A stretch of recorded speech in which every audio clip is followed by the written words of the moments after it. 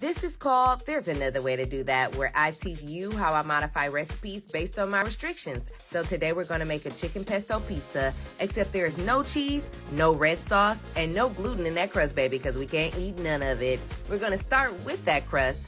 Any gluten-free crust from scratch will be great. As long as you like it, I love it. But we're starting with the crust because it takes the longest, and we got to let that yeast rise, baby. Let it rise. Then we're going to put it to the side and start on that pesto. The pesto is from scratch, so we're going to have olive oil, basil, lemon, garlic, pine nuts, and salt, all fresh herbs and fruit.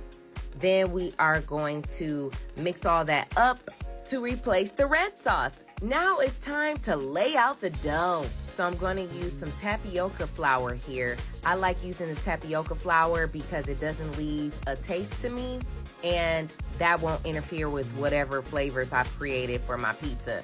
I'm going to make a pizza round because I have a round pizza stone, but you can make a rectangle, square, whatever you like to do.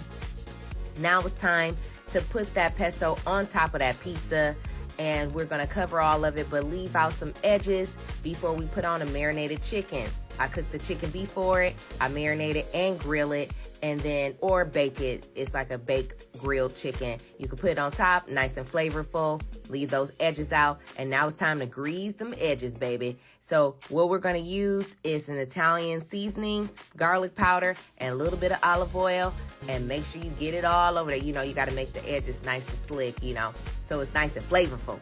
Then put it in the oven, and boom, while it's in the oven, we're going to make a nice little salad. The salad has parsley, mixed greens, microgreens, balsamic vinegar, Italian seasoning, and a little bit of salt.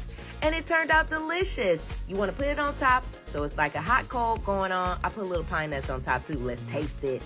This was my first time doing this, and it turned out delicious. So try it out. This has been There's Another Way to Do That, which is part of my I Can't Eat Shit podcast on YouTube. You can check out the podcast wherever you stream your podcast.